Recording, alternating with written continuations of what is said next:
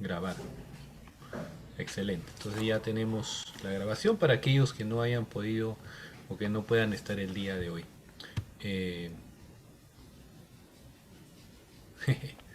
ya. Eh, no asuste, ¿por qué? ¿Qué pasó? A ver. Eh, Bien, vamos a empezar la clase de síndrome nefrótico, la cual en realidad va a ser mucho más fácil de entender porque ustedes ya han tenido la clase de síndrome nefrítico. Y básicamente ambas condiciones son expresión de un ataque al glomérulo por una noxa. Y entonces comparten muchas cosas, pero también vamos a verificar que hay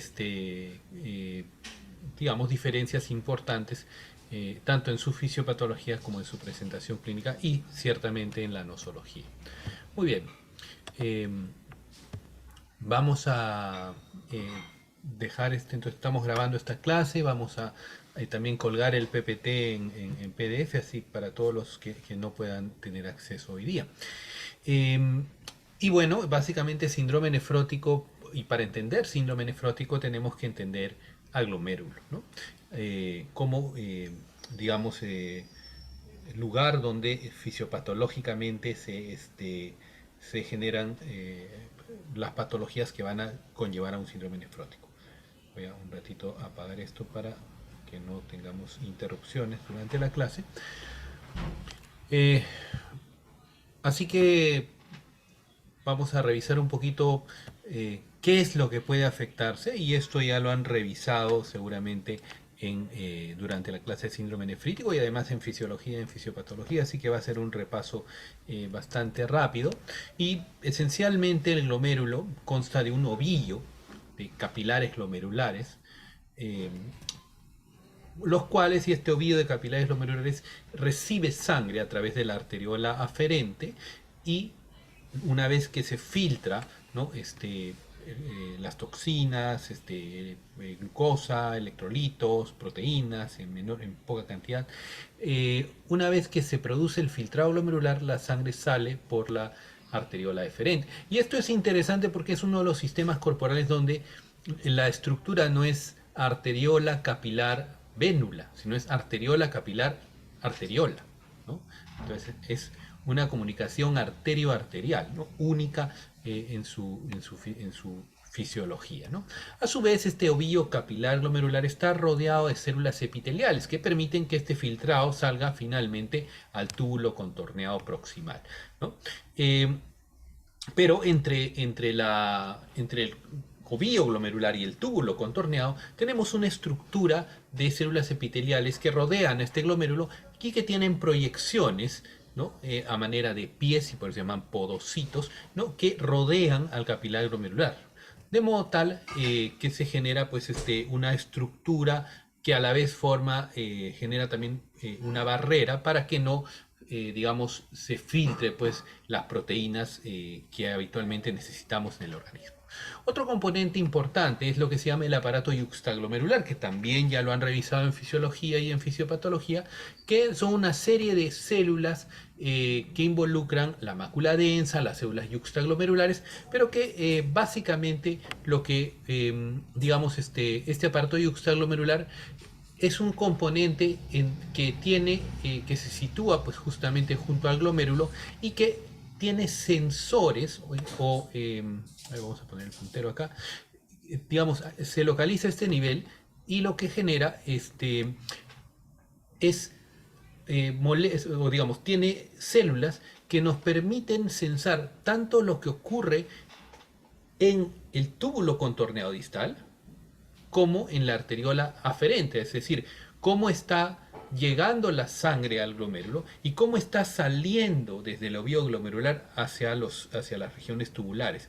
Y de ese modo, dependiendo de la cantidad de líquido, electrolitos que estén en el túbulo contorneado distal, o de cuánta sangre y con qué presión llega al aferente, puede permitir lo que se denomina el feedback túbulo glomerular, y que pueda generarse vasodilatación, vasoconstricción del aferente, o mayor o menor reabsorción a nivel del túbulo contorneado distal. Este elemento es sumamente importante porque su activación, como sucede en la mayoría de nefropatías crónicas o agudas, va a generar activación del sistema renina-angiotensina-aldosterona. Y recuerden ustedes que la renina-angiotensina-aldosterona retiene sodio, retiene agua, ¿no? Activa la endotelina, aumenta la presión arterial, aumenta la volemia y por lo tanto es responsable de las respuestas hipertensivas que ustedes seguramente ya en los pacientes que han visto con nefropatías van a ver que suelen cursar con presiones arteriales altas. Entonces, esta es la explicación generalmente de los fenómenos hipertensivos asociados a la patología renal. Muy bien, entonces las moléculas llegan de la arteriola aferente, pasan al capilar glomerular, ¿no? Y estas moléculas pequeñas pueden pasar al túbulo contorneado proximal. Entonces, ¿cuál es ese filtro, esta zona que vamos a ver acá entre el glomérulo y la célula epitelial? Lo vamos a mostrar a mayor escala, ¿no? Entonces, acá ustedes pueden ver en este lado de nuestra transparencia tenemos el lumen capilar. Acá pueden ver estas células rojas son el endotelio, ¿no? Y acá pueden ver la membrana basal y los podocitos. Y van a ver que existe una serie de espacios pequeños, fenestras, que permiten, digamos, el pasaje de moléculas pequeñas, ¿no? Entonces, si hacemos un resumen apretado de lo que hemos dicho hasta ahora, tenemos primero, o sea, las moléculas para poder pasar de la zona endotelial, es decir, del glomérulo, hacia la zona epitelial, es decir, hacia la zona postepitelial, hacia el túbulo, tienen que pasar por el endotelio fenestrado, tienen que atravesar la membrana basal glomerular y finalmente tienen que pasar por los espacios de filtración, ¿no? Esta membrana, entonces, ven ustedes que hay una serie de pasos que son muy eficientes en la, para que no pase, pues, todas nuestras proteínas y macromoléculas en general al túbulo contorneado, y si no orinaríamos permanentemente una enorme cantidad de proteínas y otras moléculas.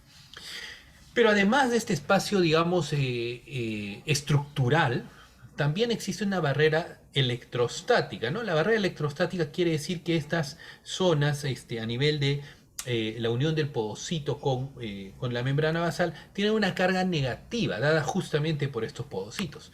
Y eso hace que las moléculas de carga negativa sean repelidas y por lo tanto no pasen a no pasen a los túbulos. Las moléculas, sin embargo, que son pequeñitas y que tienen carga positiva, sí pueden pasar, ¿no? Todo esto lo que va a generar, ¿no?, es una barrera altamente eficiente. Y miren ustedes, esto es una representación esquemática también. Y acá lo que representa esta zona de acá representa el capilar, ¿no? Estas de acá representan las células endoteliales. Esto de acá, la membrana basal, y esto en verde, los podocitos. Entonces tiene que, como habíamos visto, ¿no?, la sangre para las moléculas para salir del glomérulo tienen que atravesar, ¿no?, la parte endoteliar, tienen que atravesar la membrana basal glomerular y tienen que pasar por los espacios de filtración entre los podocitos. Y vean, por ejemplo, la albúmina como ejemplo, ¿no? Nosotros en sangre tenemos 40 gramos por litro de albúmina. Normalmente lo expresamos nosotros en miligramos por decilitro, ¿no? O sea, 40 gramos por litro es igual a 40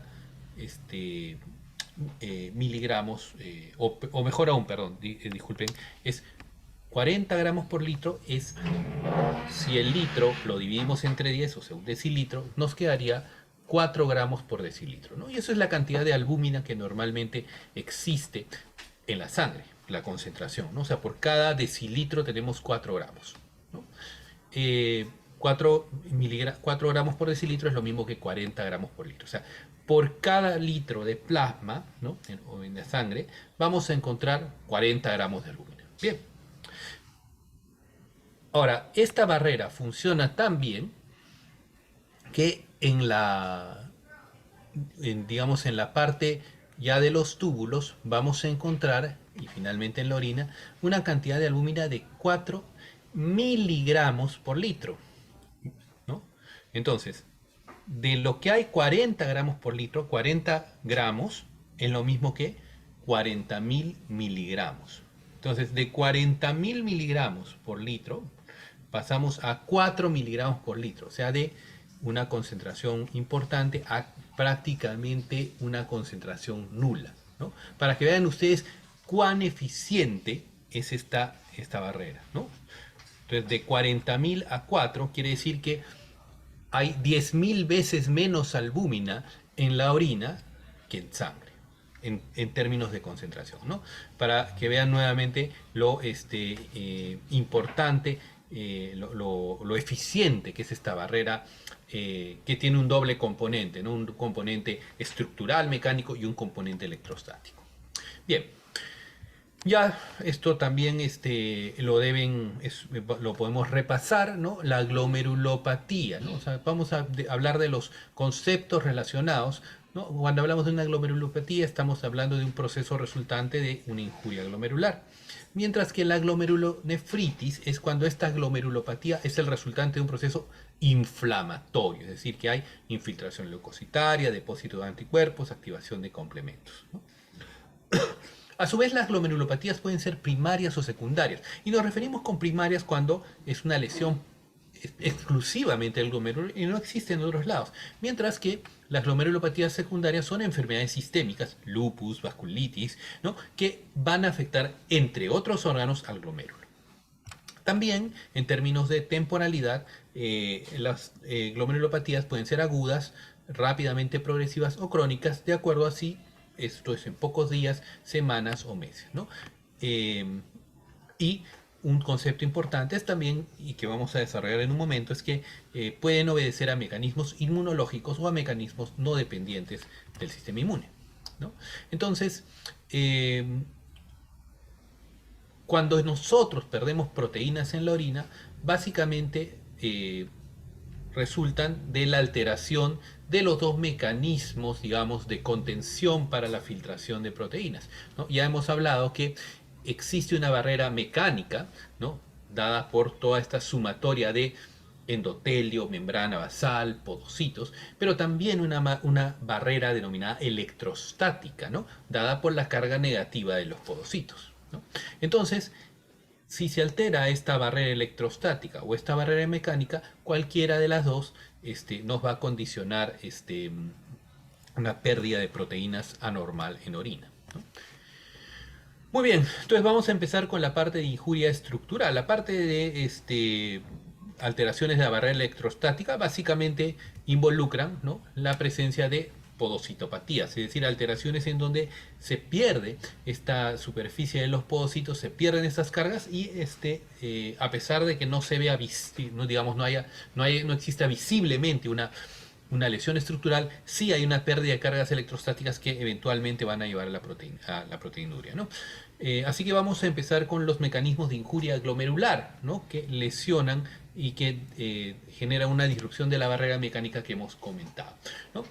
Esta injuria glomerular, este daño glomerular, puede tener dos mecanismos, ¿no? Mecanismos inmunológicos y no inmunológicos. Y a su vez los inmunológicos pueden ser mediados por anticuerpos o por otros mediadores, ¿no?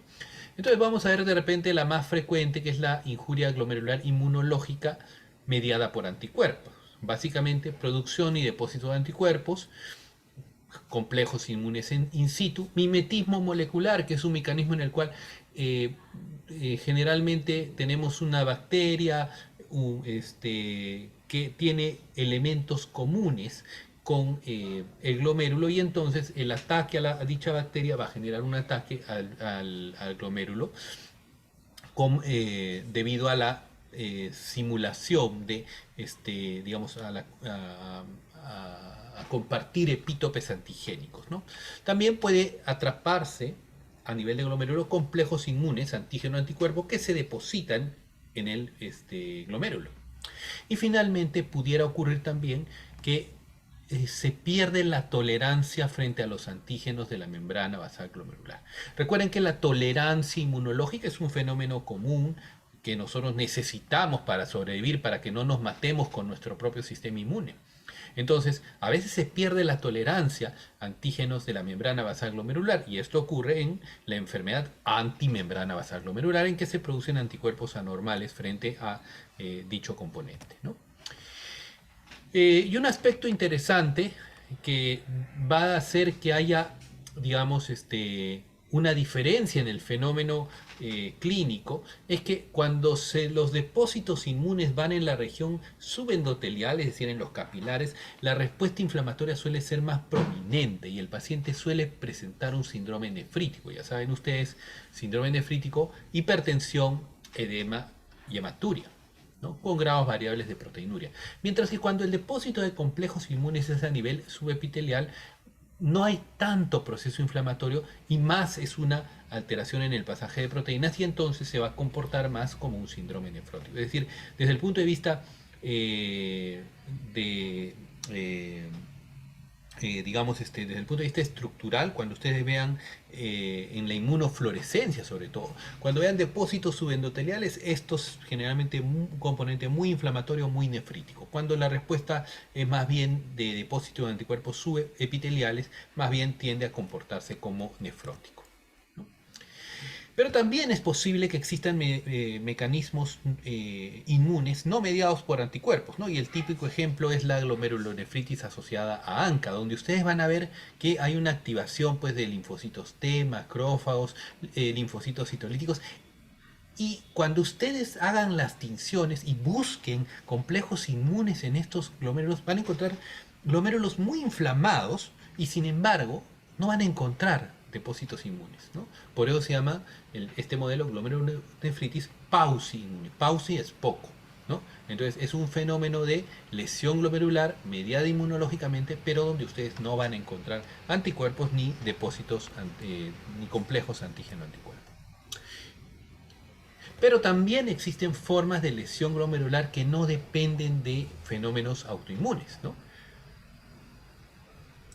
Y probablemente el más importante que vamos a ver es nefropatía diabética, ¿no? Entonces en la nefropatía diabética se genera una lesión de manera crónica de los capilares del glomérulo, del ovío glomerular. Y esto es debido a la formación de productos de glicosilación avanzada, es decir, cuando uno tiene hiperglicemia sostenida mucho tiempo, denaturaliza las proteínas del glomérulo y acaba con su función. Por otro lado, la hiperglicemia además va a generar fenómenos de oxidación, generación de especies reactivas de oxígeno, acumulación de sorbitol, y además la hiperglicemia va a condicionar crónicamente un aumento en la presión glomerular, ¿no? Entonces, la nefropatía diabética es una condición importante porque es expresión de la microangiopatía producida por la diabetes. Y esta lesión no tiene un mecanismo inmune, ¿no? Es un mecanismo de daño crónico producido por hiperglicemia sostenida. Pero también, además de la diabetes, existen algunas otras formas de depósito, por ejemplo, en el caso de la amiloidosis, en la que se produce proteína amiloide, esta proteína se deposita en el glomérulo y altera su función, y también eventualmente fármacos como litio, bifosfonatos que pueden dañar este glomérulo sin que exista un mecanismo inmune de por medio, ¿no?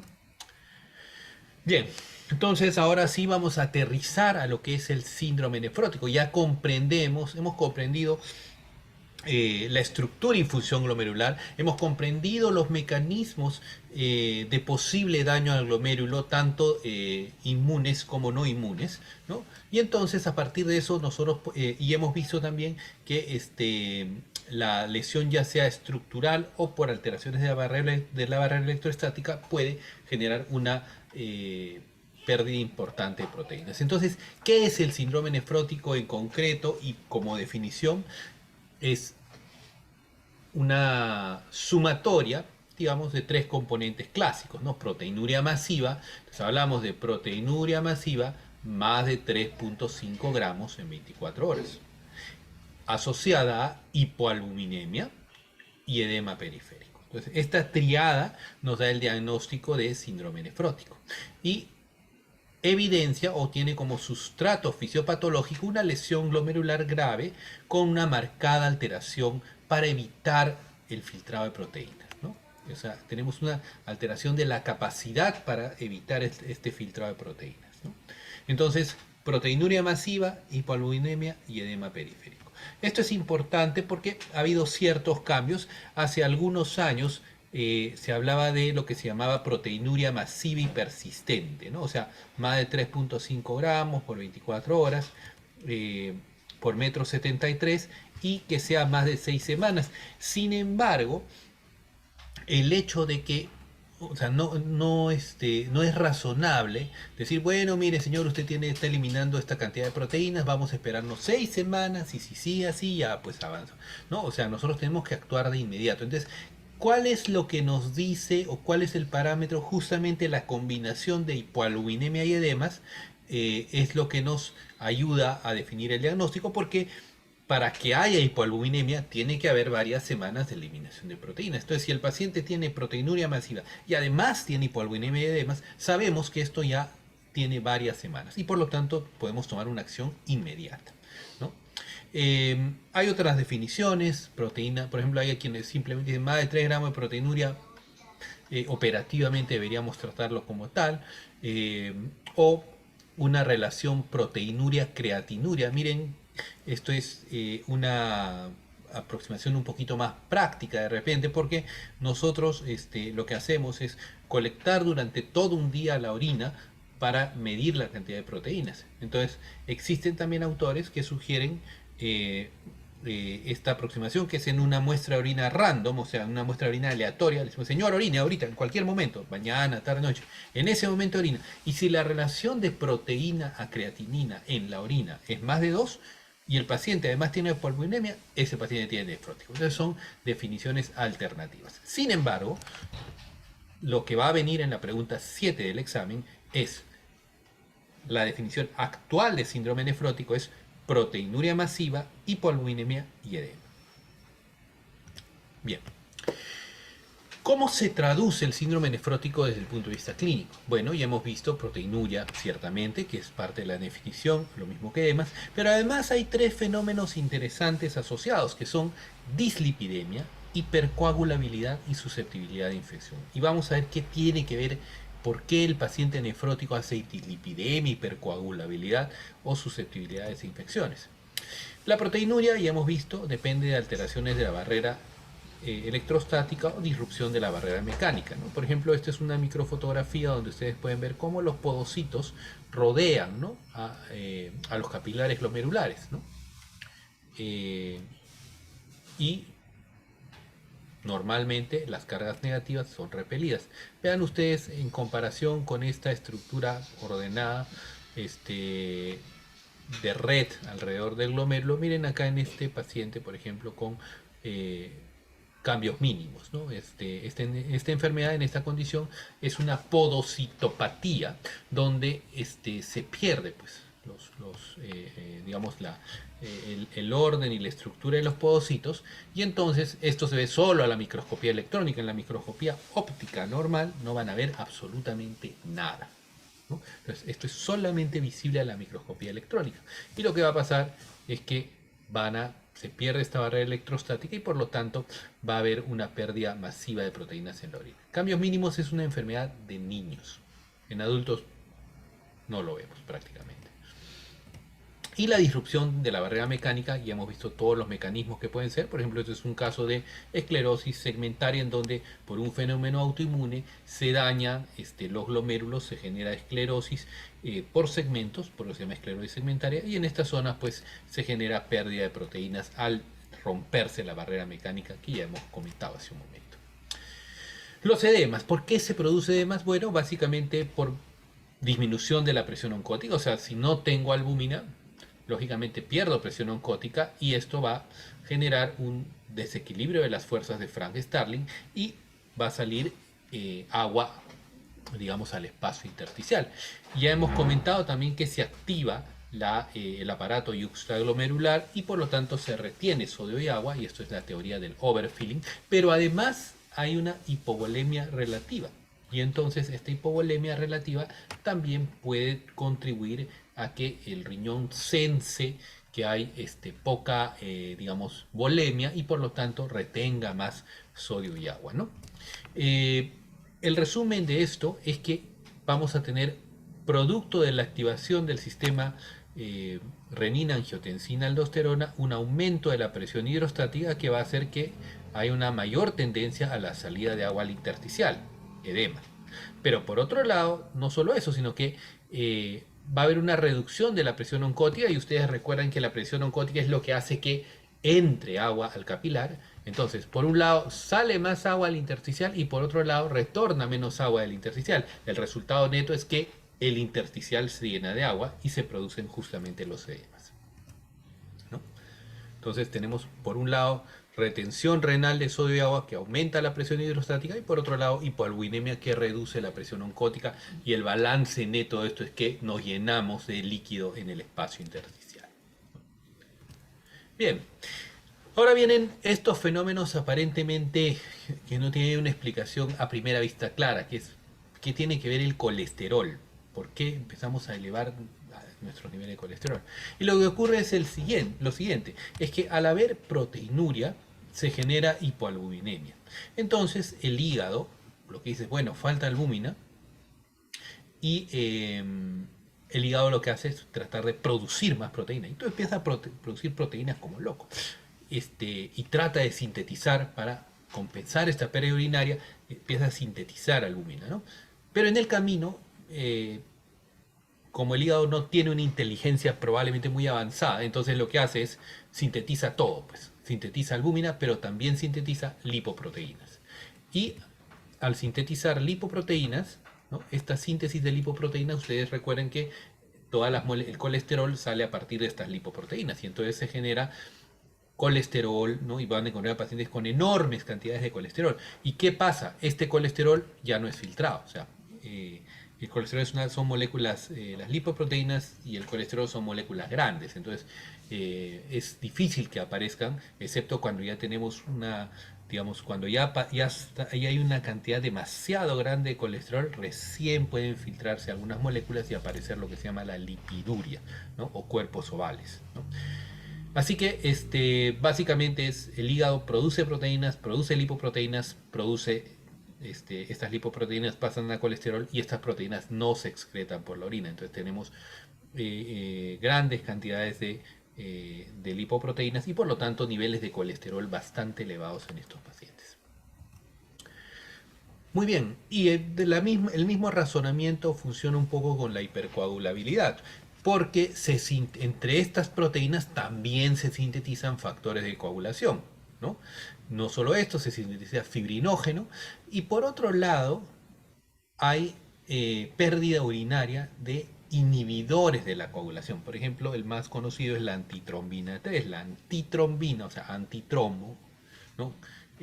La antitrombina es un elemento importante en la fibrinolisis, entonces, pero se pierde en orina. Entonces, no solamente sintetizamos más factores de coagulación, sino además perdemos en orina inhibidores de la coagulación. Y por lo tanto, esto resulta en un estado protrombótico. Estos pacientes hacen coágulos venosos, arteriales, hacen trombosis venosa profunda, hacen desórdenes cerebrovasculares. Es decir, hacen lo que se denomina una diátesis trombótica. Tienen una mayor tendencia a la formación de trombos arteriales y venosos. Y la explicación es lo mismo, ¿no? Se sintetiza en respuesta a la pérdida de albúmina en la orina, se sintetiza más factores de coagulación en adición a las lipoproteínas. Y el otro componente importante, y esto es, los pacientes con síndrome nefrótico suelen presentar neumonías, ascitis, con peritonitis bacteriana espontánea. ¿Por qué? Porque básicamente lo que ocurre es que tenemos disminución de los niveles de inmunoglobulina, disminución del complemento, es decir, el paciente, hay pérdida urinaria tanto de inmunoglobulina como de complemento, y entonces los pacientes van a tener un estado de inmunosupresión, ¿no?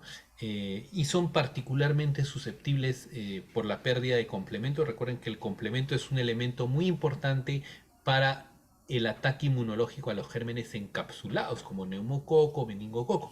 Y entonces, si no hay complemento, como ocurre en el síndrome nefrótico, entonces vamos a tener incapacidad de poder disminuir la replicación de estos agentes. Y por lo tanto, típicamente van a ser enfermedad neumocócica, neumonía neumocócica, meningitis neumocócica, enfermedad neumocócica diseminada, meningitis meningocócica. Y estos pacientes deben ser vacunados contra neumococo y meningococo por esa razón. Muy bien, entonces digamos, eso es todo el espectro clínico del síndrome nefrótico, ¿no? ¿Qué elementos cuando hacemos nuestra historia clínica debemos rescatar o prestar especial atención para pensar en un síndrome nefrótico, ¿no? Desde el punto de vista de enfermedad actual, el paciente pues tiene edemas, ¿no? O sea, la historia de edemas es muy viene a la consulta, doctor, me estoy hinchando, ¿no? Y es un edema que es, recuerdan ustedes, el edema renal es un edema matutino, es un edema de cara y manos, ¿no? A diferencia del edema cardíaco, que es un edema de declive vespertino. Las orinas espumosas, el paciente les va a decir, este es un elemento muy importante cuando el paciente se los refiere espontáneamente, ¿no? Le dice, doctor, ¿sabe qué? Orino y sale como una lavaza, como si hubiera echado detergente al baño. Eso es muy sugerente del síndrome nefrótico, ¿no? Pero a veces nosotros inducimos la pregunta, señor, ¿usted orina espumoso, orina con espuma, sí o no? Sí, bueno, sí. Entonces ahí cuando nosotros inducimos la pregunta tiene mucho menos valor, ¿no? Síntomas asociados a la hipercoagulabilidad. El paciente puede tener cuadro de déficit motor focal consistente con desorden cerebrovascular o trombosis venosa, básicamente edema asimétrico, típicamente en miembros inferiores, ¿no? Si el paciente tiene además hematuria, esto nos sugiere la coexistencia con el síndrome nefrítico. Como comprenderán, muchas enfermedades, y particularmente aquellas mediadas inmunológicamente, pueden dar tanto síndrome nefrítico como síndrome nefrótico. Ojo, no son excluyentes. No es que o tienen nefrítico o tienen nefrótico. Muchos pacientes, de hecho, tienen síndrome nefrítico nefrótico, ¿no? Los dolores a nivel articular nos sugerirán enfermedades difusas del tejido conectivo, mientras que el dolor óseo nos puede sugerir la presencia de neoplasias como mieloma, ¿no? Dentro de los antecedentes, importante recalcar diabetes mellitus. Si un paciente viene con diabetes mal controlada de 10 años de evolución, le encuentran síndrome nefrótico, eso es nefrótico por diabetes, ¿no? En principio, ¿no? Enfermedades inflamatorias crónicas, secuelas tuberculosas. Esto de acá muy asociado a la presencia de amiloidosis secundaria. Pacientes con cirrosis, pacientes con artritis reumatoide activa grave de mucho tiempo de evolución, pacientes con lesiones cicatrizales extensas por tuberculosis, hacen depósito amiloide en el riñón, ¿no? Lupus, evidentemente, se asocia a glomerulonefritis lúpica que puede manifestarse como enfermedades como síndrome nefrótico, y en general enfermedades autoinmunes como vasculitis pueden generar esto, ¿no? La conducta sexual de riesgo, el antecedente de infección HIV, por supuesto también, ¿no? Ligados al síndrome nefrótico asociado. Recuerden, el HIV tiene un tipo especial de nefropatía que se llama la nefropatía colapsante y que genera un cuadro de síndrome nefrótico, ¿no? Y algunos fármacos, litio, pacientes maníaco-depresivos, antiinflamatorios no esteroideos, pacientes que reciben crónicamente AINES y que desarrollan proteinuria, pueden plantear esta posibilidad, y bifosfonatos, que como sabemos son fármacos muy utilizados en el tratamiento de la osteoporosis, ¿no? Entonces, estos tres grupos de fármacos, litio, antiinflamatorios y bifosfonatos, son importantes al momento de elaborar la historia de estos pacientes. En el examen físico, dentro de las funciones vitales, prestar especial atención a la hipertensión arterial, ¿no? A la inspección, el edema palpebral, manos y cara. La presencia de adenopatías nos sugerirá, digamos, muy significativas, ya sea infección por HIV o linfoma. Si hay sinovitis, si hay aumento de volumen en las articulaciones metacarpofalángicas, interfalángicas, esto debe ser una enfermedad difusa del tejido conectivo. Si hay lesiones vasculíticas cutáneas, nos apuntará ya sea a una enfermedad difusa del tejido conectivo o a una endocarditis, ¿no? En aparato cardiovascular, la búsqueda de soplos, también orientados ciertamente a la presencia de endocarditis, o hemorragias en astilla, ¿no? Son estas hemorragias longitudinales que suelen aparecer en la región de la conjuntiva, que también se ven en endocarditis, ¿no? Y puede haber derrame pleural y ascitis, porque estos pacientes no solo hacen edema a nivel de miembros inferiores, sino esta salida del líquido puede ocurrir a las cavidades pleurales y abdominales, ¿no? Muy bien, entonces ya tenemos, digamos, la definición, sabemos las características, tenemos que identificar qué elementos de la historia y el examen físico nos orientan hacia esto, y cuándo debemos sospechar en particular. Y ahora tenemos que solamente terminar esta sesión planteando un poquito las etiologías posibles, ¿no? O sea, cuáles son las causas más importantes de síndrome nefrótico, ¿no? Eh, y a diferencia, digamos, del síndrome nefrítico, que suele ser una enfermedad secundaria, ¿no? El síndrome nefrítico típicamente ocurre como consecuencia de un proceso infeccioso, un fenómeno inmunológico. En el síndrome nefrótico, en realidad, la mayoría de series internacionales van eh, a que las causas dominantes son las primarias, ¿no? Yo no estoy muy convencido personalmente porque no hay una gran serie peruana, y esto es un bonito tema de tesis para los que les interese el tema de la investigación.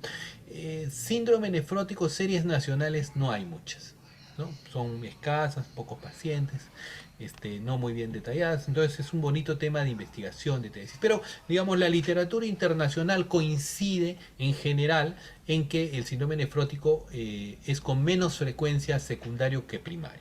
Pero siempre, antes de decir que algo es primario, antes de decir que esto, digamos, es por una lesión primaria a nivel de los glomérulos, tenemos que identificar las principales causas secundarias, ¿no? Que hemos visto diabetes a la cabeza, ¿no? Y probablemente en nuestro medio sea una gran, nosotros vemos muchos pacientes con síndrome nefrótico asociado a diabetes, típicamente a diabetes mal controlada, tratamientos irregulares. Recuerden que nuestros pacientes suelen ser así, ¿no? Así que es bastante frecuente el síndrome nefrótico asociado a diabetes. Ojo, y una cosa importante, y es nuestra a veces discusiones que tenemos a decir, con nuestros amigos nefrólogos, no todo diabético, digamos, si viene un paciente diabético que hace síndrome nefrótico, no necesariamente es por la diabetes.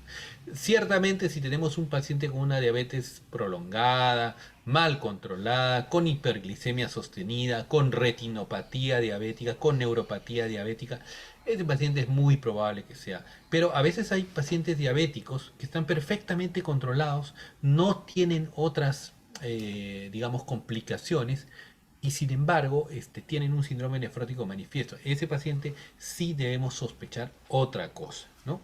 Eh, y probablemente sea, digamos, tributario a una biopsia renal, ¿no?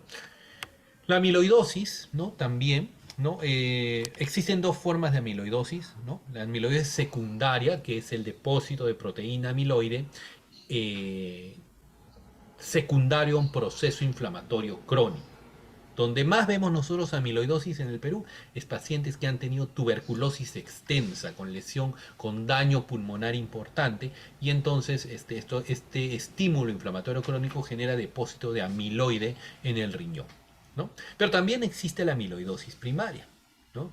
En donde nosotros vamos a encontrar en pacientes que no tienen problemas inflamatorios, sino que por un problema de activación anormal de células plasmáticas se genera proteína amiloide, que se deposita ya sea en el glomérulo, pero también se puede depositar en corazón, ¿no? Entonces, ya son formas de amiloidosis sistémica primaria.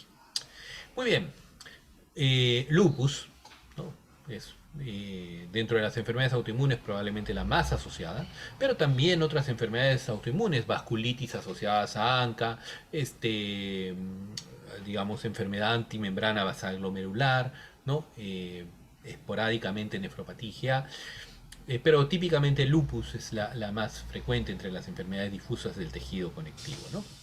Procesos infecciosos, endocarditis, hepatitis B, HIV, sífilis, ¿no? Son también condiciones que ha habido un pequeño pico, digamos, post pandemia en la transmisión de HIV y sífilis, ¿no? Porque, digamos, ha habido, la gente ya no ha estado recibiendo sus medicamentos, ha habido problemas en el seguimiento, etcétera, ¿no? Así que de repente vamos a empezar en los siguientes meses a ver un poquito más de estos casos. También existe el síndrome nefrótico asociado a neoplasias. Y esto puede ser, digamos, a través de dos mecanismos. Uno es el compromiso directo, es decir, que la neoplasia afecta al riñón. Y esto se ve en mieloma múltiple y en enfermedad de cadenas ligeras, ¿no? Eh, También el linfoma puede generar infiltración linfomatosa del riñón, típicamente en la enfermedad de Hodgkin. Pero también existe el síndrome nefrótico que ocurre como un fenómeno paraneoplásico, ¿no? Ustedes van a ver a lo largo de toda la carrera que un síndrome paraneoplásico es la aparición de fenómenos eh, que no dependen directamente de la neoplasia, sino de la producción de hormonas, de fenómenos inflamatorios o autoinmunes secundarios a la presencia de la neoplasia, ¿no? Entonces, por ejemplo, hay pacientes que tienen neoplasias, por ejemplo, una neoplasia de mama o de pulmón, eh, pero dentro de la activación inmunológica que se genera un ataque autoinmune también al riñón. Y ustedes sacan el riñón, pero en ese riñón, o hacen una biopsia al riñón, y en ese riñón no hay nada de neoplasia, sino es un fenómeno autoinmune como expresión paralela o como una expresión no neoplásica inducida por la neoplasia. Entonces, eso es un fenómeno paraneoplásico. Hay un montón de fenómenos paraneoplásicos, ¿ah? Hiponatremias paraneoplásicas, hipercalcemias paraneoplásicas. O sea, existe una serie de condiciones denominadas síndromes paraneoplásicos, ¿no? Y bueno, dentro de las drogas ya hemos visto antiinflamatorios no esteroideos, pamidronato, ¿no? Que es una droga muy utilizada para el tratamiento de la hipercalcemia, particularmente en pacientes con cáncer, y litio, que ya sabemos que es una de las, que es la droga de elección generalmente en pacientes con enfermedad maníaco-depresiva, ¿no? Y bien, vamos a las causas más importantes, las causas denominadas primarias, ¿no? De síndrome nefrótico. Es decir, pacientes en que hemos hecho todo el estudio y no hemos encontrado nada que justifique y solamente es una proteinuria y solo hay lesión renal. Entonces, en orden de frecuencia, ¿no? Lo que ustedes van a encontrar es esclerosis focal y segmentaria, glomerulonefritis membranosa. Membranosa es interesante porque produce enormes cantidades de proteinuria, 10 gramos, 15 gramos. Cuando vean proteinurias por encima de 10 gramos, generalmente es membranosa, ¿no? Glomerulonefritis membrano proliferativa, que típicamente va a dar nefrítico nefrótico, ¿no? Esclerosis focal y segmentaria, nefritis membranosa, típicamente dan nefrótico, ¿no? Y finalmente cambios mínimos, que es una enfermedad pediátrica, ¿no? En adultos nosotros no vemos esta condición, ¿no? Ahora, definitivamente se necesita para el diagnóstico una biopsia renal. O sea, nosotros no podemos diferenciar clínicamente si se trata de esclerosis focal, membranosa, membrano proliferativa. Y cada una de ellas tiene tratamientos diferentes, ¿no? Cuando llevemos la parte de clínica vamos a ver que cada una de ellas tiene un manejo diferente. Y por lo tanto es imprescindible establecer un diagnóstico. Y el diagnóstico, la única manera es histológica. Y por lo tanto, todo paciente con síndrome nefrótico debe tener una biopsia renal. Y ojo, un elemento muy importante. Necesitamos evaluar tanto la histología convencional, la histología HE, hematoxilina, eosina y diferentes tensiones, pero un aspecto que diferencia y que es muy particular a la biopsia renal es que la biopsia renal necesita inmunofluorescencia. La inmunofluorescencia nos permite identificar, ¿no? Nos permite identificar patrones de depósito de complejos antígeno-anticuerpo. Entonces, yo agarro mi biopsia y veo. Si tiene complejos antígeno-anticuerpo, entonces esto está mediado por inmunocomplejos y pensaré pues en lupus, vasculitis, enfermedad antimembrana basal glomerular, y condiciones infecciosas que suelen dar HIV, hepatitis B, ¿no? Hepatitis C, endocarditis, todas esas condiciones dan depósitos de complejos antígeno-anticuerpos. Si encuentro digamos, si no encuentro, se encuentra un fenómeno inflamatorio notable y no encuentro complejos antígeno-anticuerpos, esto es una pausa inmune, ¿no? y su tratamiento es distinto. Si encuentro el patrón clásico de glomerulosclerosis de Kimmel-Still-Wilson, eso es nefropatía diabética. Si encuentro depósito de proteína amiloide, es amiloidosis. Entonces, es imprescindible, ¿no?, contar con inmunofluorescencia. La única excepción es en pacientes, como ya habíamos comentado, con diabetes mellitus, pero que tienen generalmente otras manifestaciones. Recuerden que la nefropatía diabética, desde el punto de vista fisiopatológico, es expresión de microangiopatía diabética y que por lo tanto estos pacientes, ¿no?, suelen tener otras manifestaciones de microangiopatía diabética, específicamente suelen cursar con retinopatía diabética y neuropatía diabética. Entonces, diabetes de larga data, mal controlada, con retinopatía, neuropatía y hace proteinuria nefrótica y que además es progresiva, ¿no? Empieza el paciente con 500 miligramos, luego va a 1 gramo, gramo y medio, 2 gramos, 3 gramos. Es el curso típico. Ese paciente no requiere una biopsia renal porque tiene un síndrome nefrótico por nefropatía diabética, ¿no?, que además, recuerden ustedes, es la primera causa de insuficiencia renal con necesidad de terapia de reemplazo renal, es decir, de hemodiálisis, trasplante renal en nuestro medio. Muy bien, entonces esto es lo que queríamos conversar. Tenemos un pequeño espacio para preguntas, si es que alguien tuviera. ¿Alguien le ha quedado alguna duda, alguna pregunta? Doctor, una consulta con respecto a la teoría de underfilling que dijo sobre la hipovolemia relativa. ¿Cuál es Ujú. Perdón, ¿cuál es la? la causa?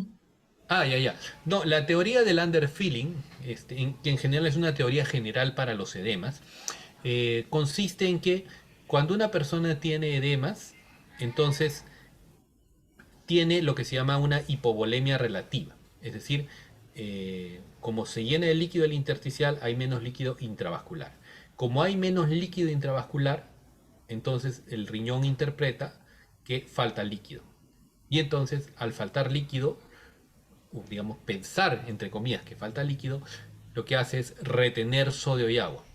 Entonces, aumenta la retención de agua, de sodio y agua, y perpetúa los edemas, ¿no? Entonces, eso es lo que se llama el underfilling, ¿no?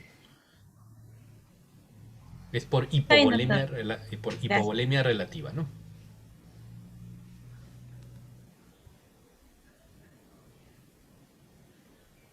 ¿Alguna pregunta más? ¿Alguna duda?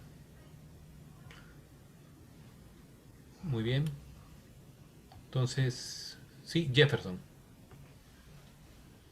Doctor, disculpe, tiene una pequeña duda acerca de un poco diferenciar acerca de en lo que es la Ujú. diabetes nefrogénica con la neurogénica, más que todo, acerca de la insuficiencia renal que puede causar.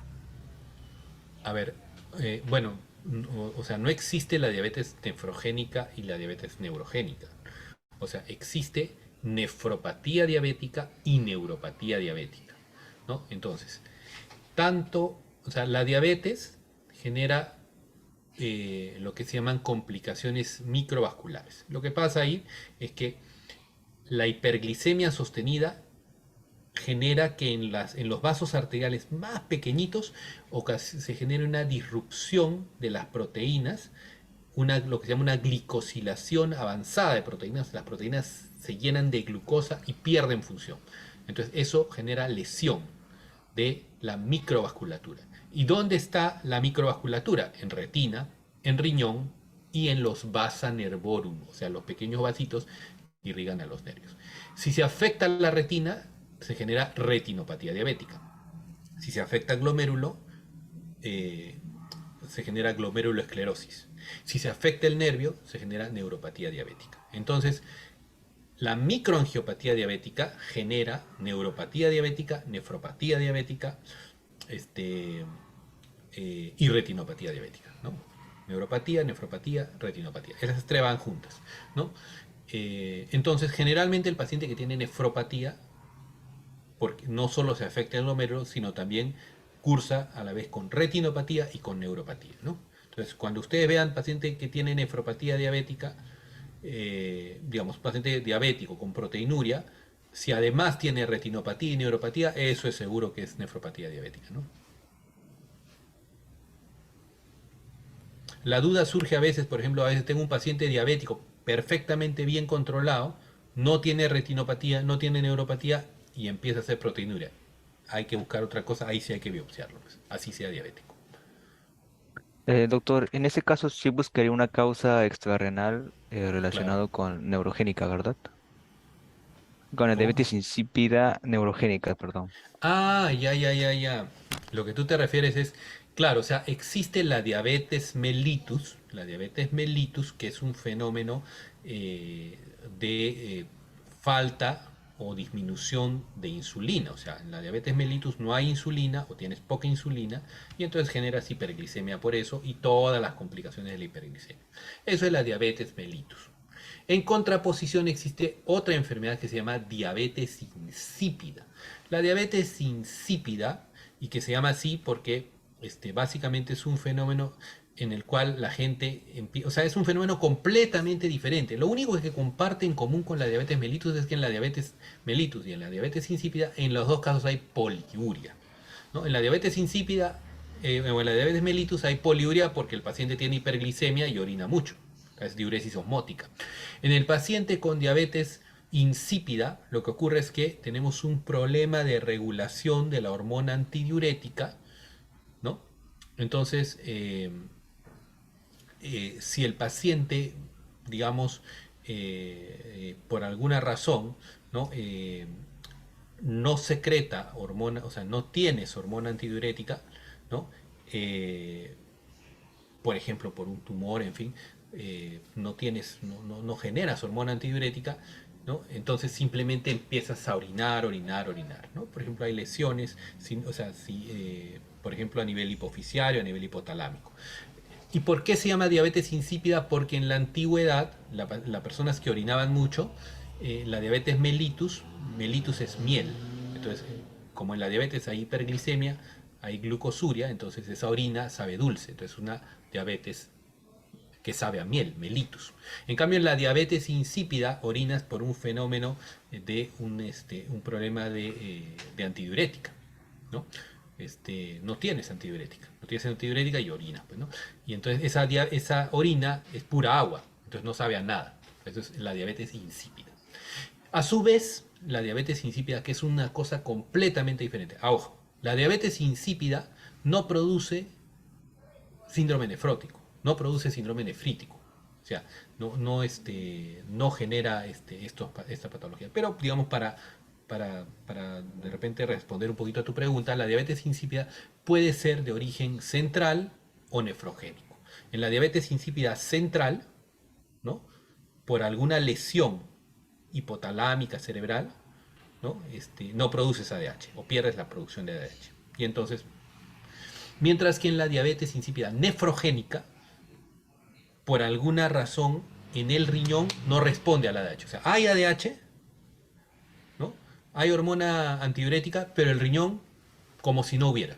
Entonces, hay hormona antidiurética, pero el riñón interpreta que no hay o no le hace caso, ¿no? Eso se llama diabetes insípida nefrogénica, ¿no? Entonces, en resumen, la diabetes insípida es una causa de poliuria que no tiene ninguna relación con la diabetes mellitus, ¿no? Y la diabetes mellitus produce síndrome nefrótico, produce glomerulosclerosis. La diabetes insípida no produce síndrome nefrótico ni glomerulopatía, ¿no? ¿Sí?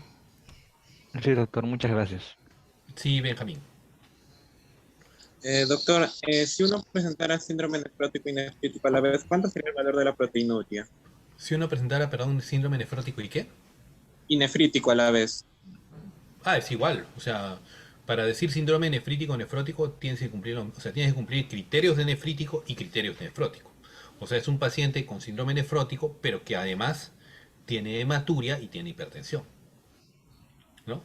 Y es común, ¿eh?, la asociación, particularmente cuando el mecanismo es inmune.